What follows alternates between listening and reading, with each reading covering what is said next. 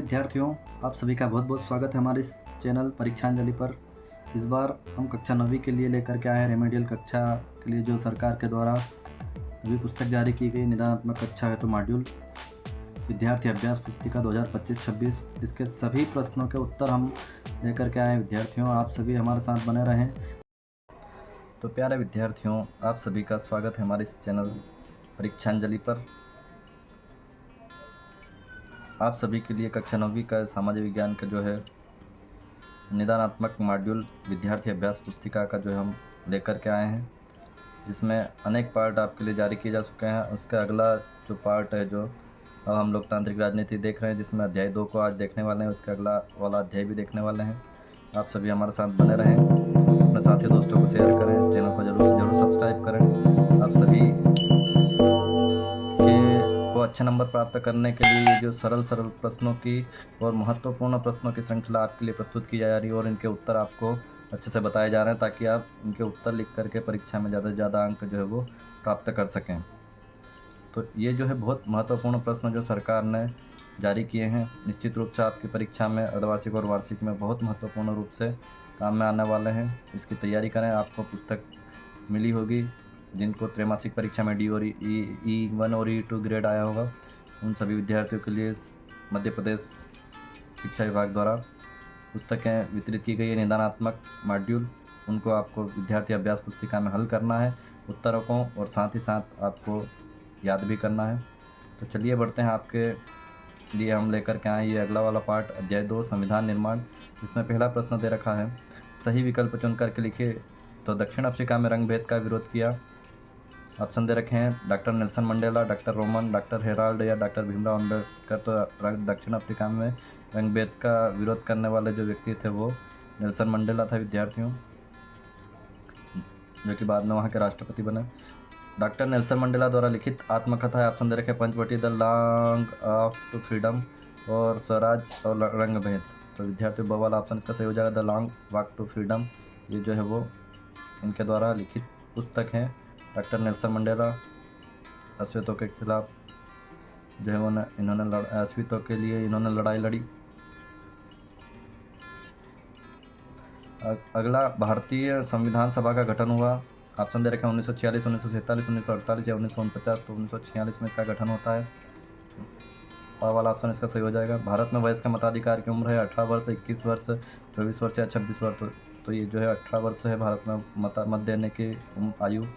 अगला, भारतीय संविधान निर्माण में कितना समय लगा था। तो ऑप्शन दे रखें 2 वर्ष 11 माह 18 दिन, 4 वर्ष 11 माह 18 दिन, 5 वर्ष 11 माह 18 दिन या 3 वर्ष 11 माह 18 दिन। तो इसका सही वाला ऑप्शन जो है विद्यार्थी वाला ऑप्शन हो जाएगा, 2 वर्ष 11 माह और 18 दिन। बहुत महत्वपूर्ण है, आपको याद रखना है। आगे बढ़ते हैं हम रिक्त स्थान की ओर, जिसमें दे रखा है भारत का संविधान लिखने वाली सभा में खाली स्थान सदस्य थे। तो कुल 299 सदस्य उसमें थे जब शुरुआत हुई। भारतीय संविधान बनकर खालिस्तान को तैयार हो तो 26 नवंबर 1949 को ये बनकर के तैयार होता है। प्रारूप समिति के अध्यक्ष डॉक्टर भीमराव अम्बेडकर थे। संविधान सभा के अध्यक्ष डॉक्टर राजेंद्र प्रसाद थे। ये आपको कंफ्यूज नहीं होना है। संविधान सभा के अध्यक्ष जो है वो डॉक्टर राजेंद्र प्रसाद थे। संविधान प्रारूप समिति के अध्यक्ष जो है डॉक्टर भीमराव अम्बेडकर थे। अधिकतर कन्फ्यूज़न होता है बच्चों में, आपको अच्छे से याद रखना है। राज्यसभा के सभापति जो है वो उपराष्ट्रपति होते हैं। राज्यसभा के सभापति उपराष्ट्रपति होते हैं। इस प्रकार से ये खालिस्तान आपको लिखना है। आगे बढ़ते हैं इसके सत्य असत्य की ओर, जिसमें पहला दे रखा है भारत की प्रथम महिला राज्यपाल सरोजिनी नायडू थी। तो ये भी जो है वो सत्य है विद्यार्थियों। मूल करते हुए 73वें संविधान संशोधन के द्वारा जोड़ा गया। तो ये असत्य हो जाएगा। भारत में 10 केंद्र शासित प्रदेश हैं। तो ये भी जो है असत्य विद्यार्थियों। भारत में अब 8 केंद्र शासित प्रदेश हैं। भारत में कुल 8 केंद्र शासित प्रदेश हैं। अगला, महात्मा गांधी को राष्ट्रपिता के नाम से जाना जाता है। तो ये भी सत्य है विद्यार्थियों। भारत देश सन 1950 में स्वतंत्र हुआ। तो यह सत्य हो जाएगा। भारत 1947 में स्वतंत्र हुआ। इस प्रकार से आपको सत्य सत्य यहाँ खाली जगह में आपको लिख लेना है। आपको राइट नहीं लगाना है, यहाँ पर खाली जगह पर आपको लिखना है सत्य या असत्य। परीक्षा में जो पूछा जाए कि सत्य सत्य लिखिए, सही गलत लिखिए, सही गलत का चिन्ह लगाइए, तो जैसा आपको प्रश्न में कहा जाए वैसा आपको उत्तर करना है। अगला दे रखा है सही जोड़ी बनाइए। सही जोड़ी का उत्तर आपको खाली जगह में सही सही लिखना है। सामने सामने मैं यहाँ पर लाइन लगा कर बता रहा हूँ। मोतीलाल नेहरू दे रखा है, BR अम्बेडकर दे रखा है, राजेंद्र प्रसाद दे रखा है, सरोजिनी नायडू और जवाहरलाल नेहरू। तो मोतीलाल नेहरू जो है वो सन 1928 में भारत का संविधान बनाए इनके द्वारा, लघु संविधान जिसको कहा जाता है। BR अम्बेडकर जो है ये प्रारूप समिति के अध्यक्ष है। राजेंद्र प्रसाद जो है वो संविधान सभा के अध्यक्ष है। सरोजिनी नायडू संविधान सभा की सदस्य थी और जवाहरलाल नेहरू भारत के प्रथम प्रधानमंत्री। इस प्रकार से आपको सही जोड़ी यहाँ खाली जगह में सही सही सामने सामने लिखना है। अगला, एक शब्द या एक वाक्य में उत्तर दीजिए। तो डॉक्टर नेल्सन मंडेला को किस जेल में रखा गया था? रोबेन द्वीप में रखा गया था। धर्मनिरपेक्षता या पंथनिरपेक्षता क्या अर्थ है? तो राज्य का कोई भी धर्म नहीं होता है, मतलब सभी धर्मों को बराबर समान अधिकार, इसको धर्मनिरपेक्षता कहा जाता है। पार्टियां सत्ता के लिए आपस में क्या करती है? तो ये सब आपस में जो है वो गठबंधन करती है। भारतीय राष्ट्रीय कांग्रेस के किस अधिवेशन में भारतीय संविधान की रूपरेखा तय की गई थी? तो ये 1931 के कराची अधिवेशन में तय किया गया था। अश्वेत का क्या अर्थ होता है? तो दक्षिण अफ्रीका के स्थानीय लोग या काली चमड़ी वाले लोग, जो काले रंग वाले लोग होते हैं, उनको अश्वेत कहा जाता है। भारतीय संविधान किस तिथि से लागू हुआ? तो ये आपको तिथि याद रखना है, 26 जनवरी 1950 को ये लागू होता है संविधान। उसके पहले 26 नवंबर 1949 को बनकर के तैयार हो जाता है और 1946 में इसको बनने की शुरुआत होती है।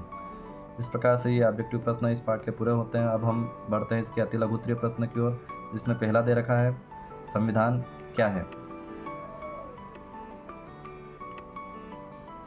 तो संविधान क्या है? संविधान लिखित नियमों की एक ऐसी किताब है जिसे किसी देश में रहने वाले लोग सामूहिक रूप से मानते हैं। संविधान सर्वोच्च कानून है। अगला, रंग भेद क्या है? तो रंग भेद नस्ली भेदभाव पर आधारित उस व्यवस्था का नाम है जो दक्षिण अफ्रीका में विशिष्ट तौर पर चलाई गई। दक्षिण अफ्रीका पर यह व्यवस्था यूरोप के गोरे लोगों ने लादी थी। संविधान सभा क्या है? तो चुने गए जनप्रतिनिधियों की जो सभा संविधान नामक विशाल दस्तावेज को लिखने का काम करती है उसे संविधान सभा कहते हैं। ये महत्वपूर्ण प्रश्न विद्यार्थियों अधिकतर ये परीक्षा में आता है, संविधान सभा किसे कहते हैं, आपको याद रखना है। अगला, संघीय सरकार किसे कहते हैं? तो आमतौर पर संघीय व्यवस्था में 2 स्तर की सरकार होती हैं। इसमें एक सरकार पूरे देश के लिए होती है जिसके जिम्मे राष्ट्रीय महत्व के विषय होते हैं। फिर राज्य या प्रांतों के स्तर की सरकार होती है जो शासन के दैनंदिन कामकाज को देखती है। अगला, कार्यपालिका पर विधायिका द्वारा अंकुश कैसे रखा जाता है?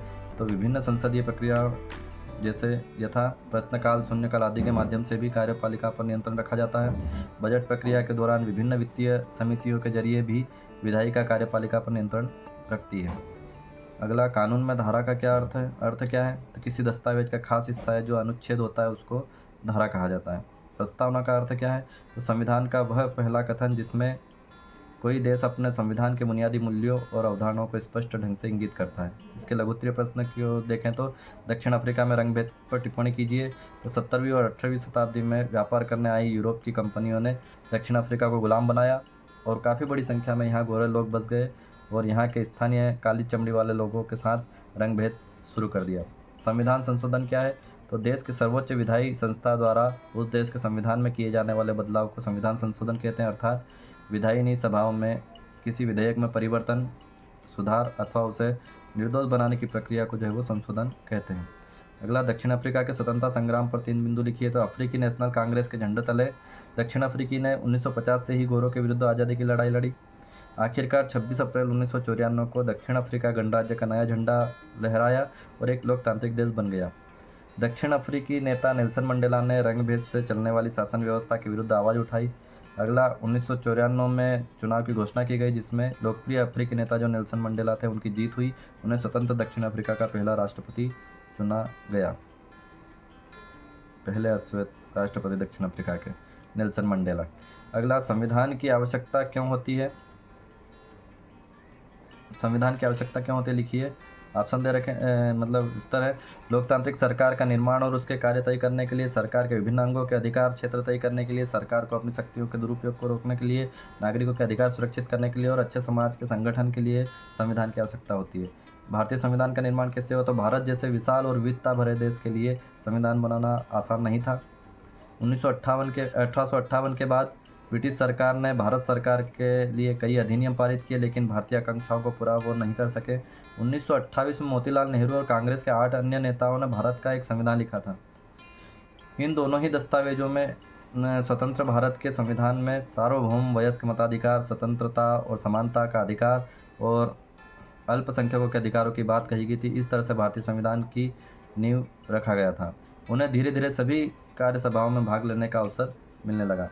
अगला, भारतीय संविधान की विशेषता लिखी है, तो यहाँ पर संघीय सरकार होती है, संस्थात्मक सरकार, संपूर्ण प्रभुत्व संपन्न लोकतांत्रिक गणराज्य, पंथनिरपेक्ष राज्य, मूल अधिकार, स्वतंत्र और निष्पक्ष न्यायपालिका, राज्य के नीति निर्देशक सिद्धांत, लिखित व निर्मित संविधान, मौलिक कर्तव्य, कठोर व लचीला, ये सब इसकी विशेषता है भारतीय संविधान की। अगला प्रश्न, संप्रभु गणतंत्र बंधुत्व का अर्थ हमारे संविधान के संदर्भ में लिखिए। तो संप्रभु का मतलब होता है फैसला लेने का सर्वोच्च अधिकार लोगों के पास है, बाहरी शक्ति का कोई हस्तक्षेप नहीं है। गणतंत्र मतलब शासन प्रमुख लोगों द्वारा अप्रत्यक्ष रूप से चुना हुआ व्यक्ति होता है। बंधुत्व मतलब सभी लोग आपस में परिवार के सदस्य की तरह मिलकर रहे और दूसरे को कमतर न आके। इस प्रकार से ये अध्याय पूरा होता है विद्यार्थियों। इसको हम यहीं पर समाप्त करते। तो विद्यार्थियों, हम जो है वो लोकतांत्रिक राजनीति के अध्याय देख रहे हैं, जिसमें आज अब अगला अध्याय जो है वो 3 चुनावी राजनीति, इसके प्रश्नों को देखते हैं। जहाँ पहला दे रखा है, सही विकल्प चुन करके लिखिए। भारत में कितने अंतराल के बाद आम चुनाव होता है? ऑप्शन दे रखे 5 वर्ष, 4 वर्ष, कभी भी या निश्चित समय नहीं। तो ये जो है 5 वर्ष में चुनाव होता है भारत में, हर 5 वर्ष में, याद रखना है आपको। लोकसभा के लिए भारत में अधिकतम सीटें हैं, ऑप्शन दे रखे 543, 443, 552 या 243। तो 552 जो है वो अधिकतम सीट हैं। अगला, लोकतंत्र बचाओ का नारा 1977 में दिया गया था, किसने? ऑप्शन दे रखे जयप्रकाश नारायण, हेमवती नंदन बहुगुणा, राधाकृष्णन, कर्पूरी ठाकुर। तो विद्यार्थी इसका अ वाला ऑप्शन जो है वो सही हो जाएगा, जयप्रकाश नारायण ने लोकतंत्र बचाओ का नारा किया। अगला, लोकसभा की कितनी सीटें अनुसूचित जाति के लिए आरक्षित है? ऑप्शन दे रखे 84, 20, 27 या 30। तो विद्यार्थियों 84 सीटें जो है वो अनुसूचित जाति के लिए आरक्षित है लोकसभा में। लोकसभा सदस्यों की संख्या सर्वाधिक किस राज्य में? ऑप्शन दे रखे मध्य प्रदेश, बिहार, उत्तर प्रदेश, कर्नाटक। तो ये सबसे ज़्यादा जो है उत्तर प्रदेश में लोकसभा की सीटें हैं, आपको याद रखना है। आगे बढ़ते हैं इसके रिक्त स्थानों की ओर। इसमें दे रखा है राष्ट्रीय चुनाव आयोग का कार्यालय खालिस्तान में, तो ये नई दिल्ली में है। लोकसभा सदस्यों को चुनाव चिन्ह खालिस्तान प्रदान करता है, तो इनको चुनाव चिन्ह जो है राष्ट्रीय चुनाव आयोग प्रदान करता है। अगला, चुनाव प्रचार के लिए खालिस्तान का पालन करता है, तो आचार संहिता का पालन करना पड़ता है सभी को। लोकसभा चुनाव के लिए देश को खालिस्तान निर्वाचन क्षेत्रों में बांटा गया है, तो 543 निर्वाचन क्षेत्रों में बांटा गया है। अगला, हरियाणा में चौधरी देवीलाल ने खालिस्तान नामक आंदोलन का नेतृत्व किया, तो न्याय युद्ध नामक आंदोलन का नेतृत्व किया। इस प्रकार से आपको खालिस्तान पूरे करना है। अगला देखते हैं सत्य असत्य, जिसमें पहला दे रखा है मुख्य निर्वाचन आयुक्त की नियुक्ति जो है वो राष्ट्रपति करता है, तो बिल्कुल सत्य है ये। अगला, लोकसभा चुनाव के एक निर्वाचन क्षेत्र पर अधिकतम खर्च सीमा जो है 25 लाख है, तो ये भी जो है विद्यार्थियों सत्य है। अगला, पार्टी के मनोनयन की बोलचाल की भाषा को जो है वो टिकट कहते हैं, बिल्कुल ये भी सत्य है। हरियाणा में विधानसभा की कुल सीटों की संख्या 90 है, ये भी जो है विद्यार्थियों सत्य हो जाएगा। अगला, लोकतांत्रिक देश में हर वोट का मूल्य बराबर होता है, तो ये भी जो है सत्य है, सभी जो है यहाँ पर सत्य विद्यार्थियों, आपको खाली जगह पर सत्य लिखना है। अगला बढ़ते हैं हम इसके सही जोड़ी की ओर, जिसमें दे रखे हैं मध्य प्रदेश विधानसभा की सदस्य संख्या, मतदान, वयस्क मताधिकार की आयु, राष्ट्रीय मतदाता दिवस और मतगणना। तो मध्य प्रदेश विधानसभा सदस्य की संख्या जो है वो विद्यार्थियों 230 है, आपको याद रखना है। मतदान जो है वो मतदाताओं द्वारा वोट देना, 10 से मिलाएंगे।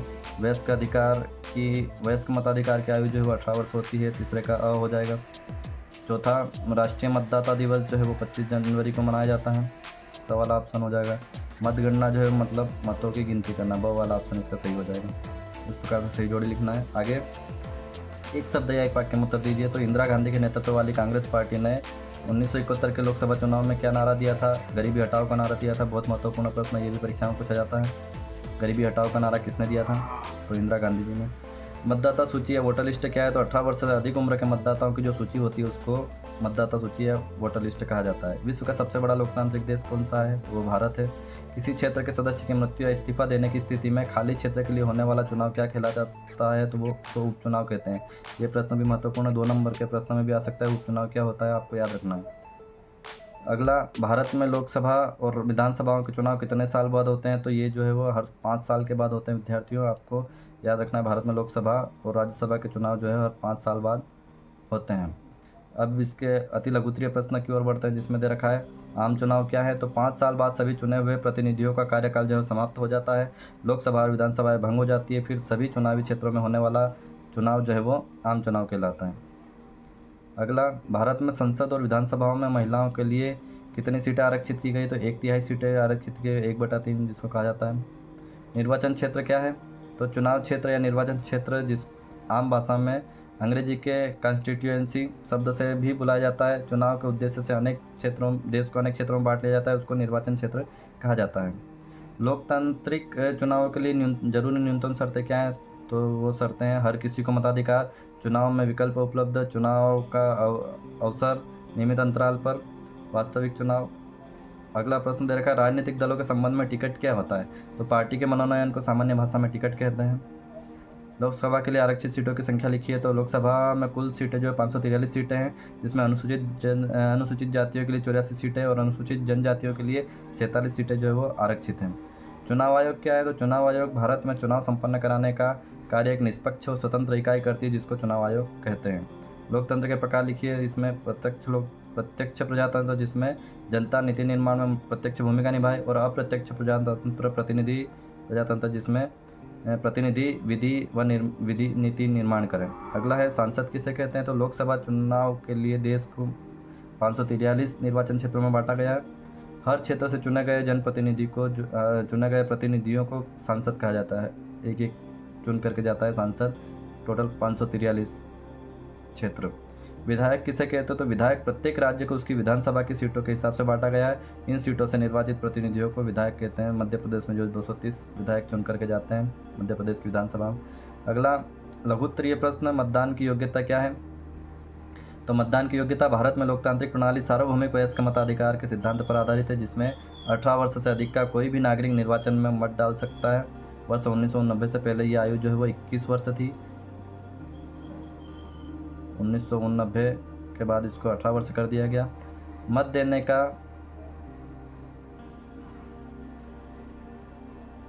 का अधिकार में जाति, समुदाय और लिंग, धर्म पर कोई ध्यान नहीं दिया था। सभी को वोट देने का बराबर अधिकार है। लोकतांत्रिक चुनाव के लिए क्या जरूरी लिखिए? तो हर किसी को मताधिकार, चुनाव में विकल्प उपलब्ध, चुनाव का अवसर नियमित अंतराल पर हो, वास्तविक चुनाव हो, स्वतंत्र और निष्पक्ष चुनाव हो। भारतीय चुनाव आयोग के अधिकार क्षेत्र को लिखिए। तो भारतीय चुनाव आयोग के अधिकार क्षेत्र निम्नलिखित है: चुनाव अधिसूचना जारी करने से लेकर नतीजों की घोषणा तक, चुनाव प्रक्रिया का संचालन, आदर्श चुनाव आचार संहिता लागू करना तथा उल्लंघन करने वाले उम्मीदवारों और पार्टियों को दंडित करना, चुनाव के दौरान सरकार को दिशा निर्देश मानने का आदेश देना, सरकारी अधिकारियों को अपने अधीन करके उससे चुनावी कामकाज लेना, जिन मतदान केंद्रों पर चुनाव ढंग से नहीं हुआ वहाँ दोबारा चुनाव मतलब उपचुनाव कराया जाता है। ये सब चुनाव आयोग के कार्य क्षेत्र हैं। आपको महत्वपूर्ण प्रश्न है, ये भी आपको याद रखना है। चुनाव आयोग के कार्य क्षेत्र इम्पोर्टेंट प्रश्न, इसको अच्छे से आपको याद रखना ही है। आगे बढ़ते हैं। अगला प्रश्न, भारतीय चुनाव आयोग के सामने चुनौतियां क्या हैं लिखिए। तो ज़्यादा रुपये पैसे वाले उम्मीदवारों और पार्टियों को गलत तरीकों पर रोकथाम करना, ये चुनौती है। आपराधिक पृष्ठभूमि और संबंध वाले उम्मीदवारों पर लगाम कसना, ये चुनौती है। पारिवारिक संबंधों की बुनियाद पर टिकट मिलने पर रोकथाम, ये भी चुनौती है। मतदाता को चुनने के लिए ज़्यादा से ज़्यादा विकल्प उपलब्ध कराना और छोटे दलों और निर्दलीय उम्मीदवारों की परेशानियों का निपटारा करना, ये चुनाव आयोग के लिए एक चुनौती का काम है। स्वतंत्र और निष्पक्ष कराने के लिए उठाए गए कदम क्या है लिखिए। तो चुनाव से पूर्व मतदाता सूची को ठीक करना, सरकारी मशीनरी के दुरुपयोग पर नियंत्रण, मतदाताओं के लिए पहचान पत्र, चुनाव याचिका का जल्द निपटारा और चुनाव में धन बल के प्रयोग की रोकथाम। अगला देखते हैं, आचार संहिता क्या है। तो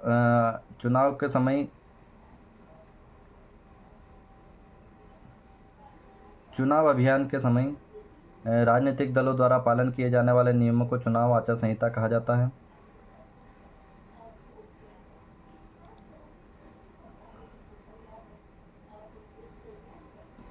चुनाव अभियान के समय राजनीतिक दलों द्वारा पालन किए जाने वाले नियमों को चुनाव आचार संहिता कहा जाता है। आचार संहिता के मुख्य प्रावधान क्या है, तो वो देखें तो चुनाव के प्रचार के लिए किसी धार्मिक स्थल का प्रयोग नहीं किया जाएगा। सरकारी वाहनों, विमानों और सरकारी अधिकारियों का चुनाव प्रचार में उपयोग नहीं किया जाएगा। चुनाव की घोषणा के बाद सरकार द्वारा कोई भी नीतिगत फैसला नहीं लिया जाएगा एवं कोई योजना का शिलान्यास नहीं किया जाएगा।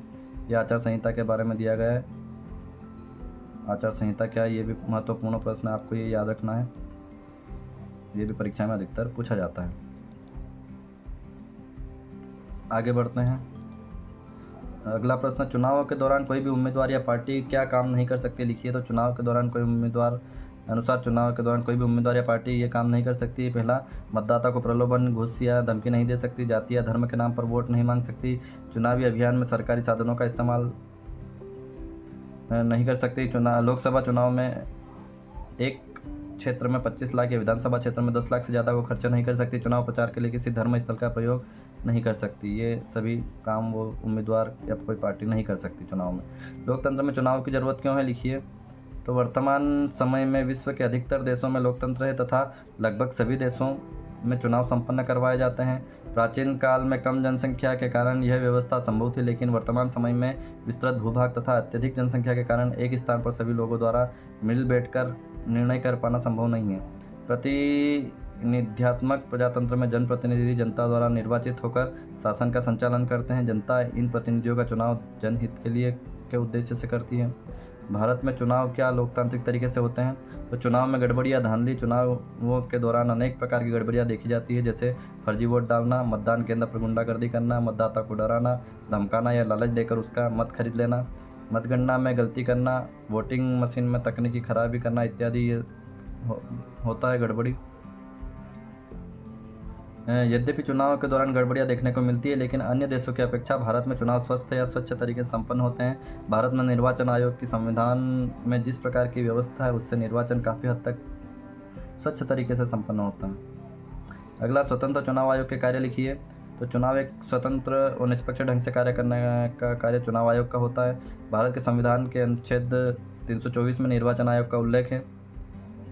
अनुच्छेद 324 स्पष्ट करता है कि भारत में राष्ट्रपति, उपराष्ट्रपति, लोकसभा, राज्यसभा, विधानसभा व विधान परिषदों के चुनाव को निर्देशित, क्रियान्वित और नियंत्रित करने का दायित्व जो है स्वतंत्र निर्वाचन आयोग पर होता है।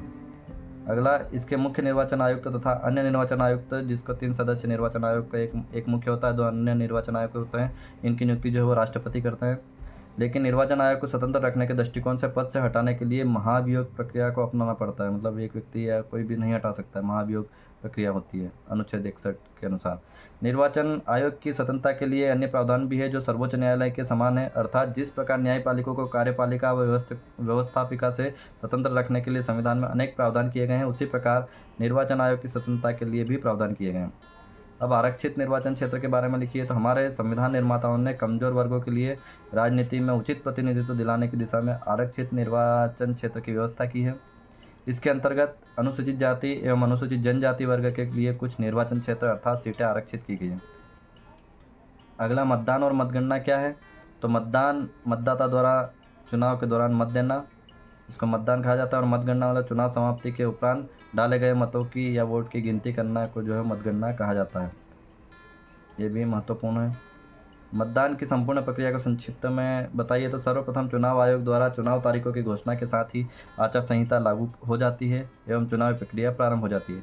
पार्टी प्रत्याशी नामांकन दाखिल कर चुनाव में प्रत्याशी के रूप में खड़े होते हैं। निर्धारित चुनाव तिथि पर मतदान के कुछ दिनों बाद डाले गए मतों की गिनती होती है। तत्पश्चात विजयी प्रत्याशी की घोषणा की जाती है। इसी के साथ चुनाव प्रक्रिया जो वो पूर्ण हो जाती है। सार्वभौम वयस्क मताधिकार क्या है? हमारे देश में 18 वर्ष या उससे अधिक उम्र के सभी नागरिक बिना किसी भेदभाव, जाति, धर्म और लिंग के चुनाव में वोट डाल सकते हैं। सार्वभौमिक वयस्क मताधिकार है। इस प्रकार से जो है ये वाला पार्ट हमारा पूर्ण होता है। अगला जो अध्याय 4 दे रखा संस्थाओं को कामकाज, इसको हम अगले वाले पार्ट में देखेंगे। तब तक आप हमारे साथ बने रहे। अपने साथी दोस्तों को ज़रूर से ज़रूर शेयर करें। आप सभी को अच्छे अंक प्राप्त करने के लिए हम आपके लिए सरलता से ये मॉड्यूल अभ्यास पुस्तिका का जो है वो उपलब्ध करा रहे हैं। सभी प्रश्नों के उत्तर सहित, वो भी कहीं पर संशोधन होता है तो वो भी हम आपको बता रहे हैं। कहीं पर कुछ आगे कुछ प्रश्नों में कुछ अलग आता है उत्तर, तो हम आपको उसको कमेंट में लिखेंगे। कुछ समय बाद आप पुनः देख सकते हैं। जो भी संशोधन हो वो आप सही करके आपको याद करना है, और जिससे आपको परीक्षा में अच्छे अंक प्राप्त हों। आप सभी हमारे साथ बने रहें, इसलिए आप सभी का बहुत बहुत धन्यवाद।